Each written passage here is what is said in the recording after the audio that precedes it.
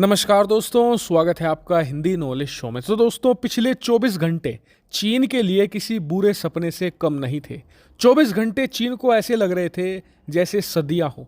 क्यों? क्योंकि जापान के अंदर पिछले 24 घंटों में इतिहास रचा गया है। दरअसल आज क्वाड का जो समिट था वो ऑफिशियली खत्म हो चुका है और इस बैठक में भारत की तरफ से पीएम मोदी, जापान की तरफ से उनके प्रधानमंत्री, अमेरिका की तरफ से उनके राष्ट्रपति जो बाइडन, वहीं ऑस्ट्रेलिया की तरफ से उनके नए प्रधानमंत्री शामिल हुए थे। और आपको बता दूं कि इतिहास में पहली बार ऐसा हुआ है कि इस समिट में चीन का नाम खुलकर लिया है चारों देशों ने और उसके खिलाफ बड़े बड़े मिलिट्री फैसले भी लिए हैं। और यकीन मानिए, ऐसे ऐसे ऐलान किए गए हैं चीन के खिलाफ जिन्हें सुनकर आप हैरान रह जाओगे।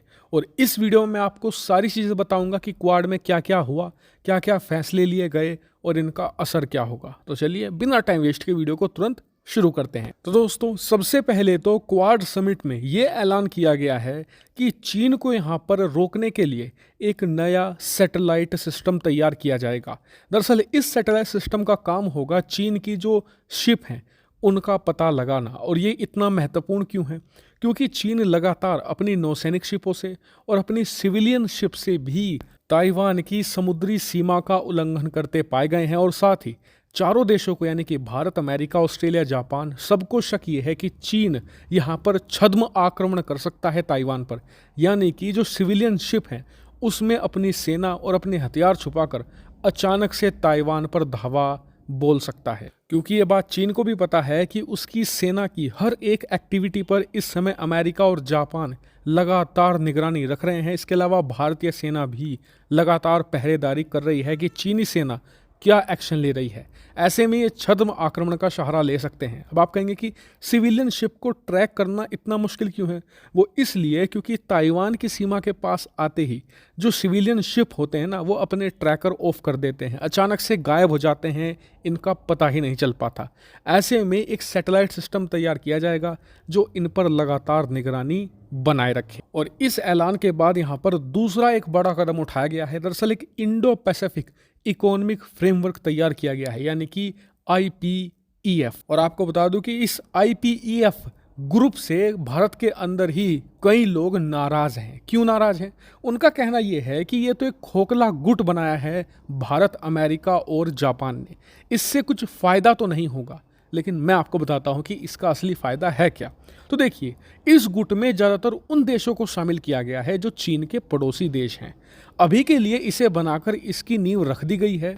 अब भविष्य में भारत, जापान, अमेरिका करेंगे क्या कि चीन के जो ये पड़ोसी देश हैं, जो ये आसियान देश हैं, इन्हें थोड़ा थोड़ा इकोनॉमिक बेनिफिट देते जाएंगे इसी IPEF के जरिए। कभी अमेरिका, भारत, जापान कहेंगे कि हम टैरिफ हटा रहे हैं इन IPEF कंट्री के लिए, जिससे कि इनके सामान भारत, अमेरिका और जापान में सस्ते बिकेंगे, इनकी इकोनॉमी ग्रो होगी। इसके अलावा इसी IPEF के जरिए ही इन्हें कुछ कुछ पैसा दे दिया करेंगे, जिससे होगा क्या कि ये कंट्री धीरे धीरे चीन से हटकर हमारे करीब आ जाएंगी। अब आप कहेंगे कि ये बेनिफिट हम इन चीन के पड़ोसी देशों को अभी क्यों नहीं दे रहे, थोड़ा थोड़े समय बाद क्यों देंगे? तो इसका कारण है, ये एक रणनीति है।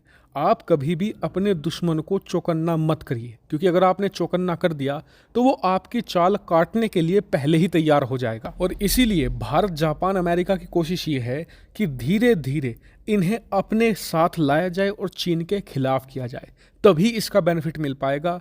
अमेरिका ने USSR यानी कि सोवियत संघ के केस में भी यही किया था और ये रणनीति पूरी तरीके से कामयाब रही थी।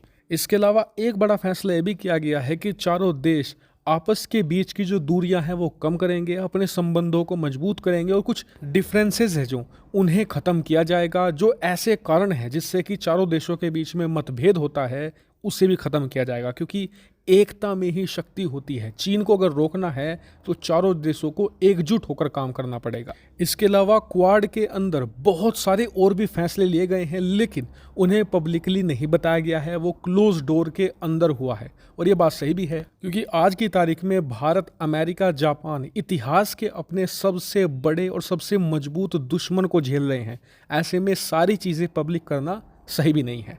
लेकिन ओवरऑल इस मीटिंग को पूरी तरीके से सुपर हिट बताया जा रहा है, क्योंकि इससे अब नींव रख दी गई है कि अब आने वाली क्वाड की बैठक में चीन का खुलकर नाम लिया जाएगा और खुलकर उसके खिलाफ फैसले भी लिए जाएंगे, क्योंकि अब तक की जितनी भी क्वाड की बैठकें होती थी उसमें इनडायरेक्टली चीन का नाम लिया जाता था, खुलकर कोई भी नाम नहीं लेता था।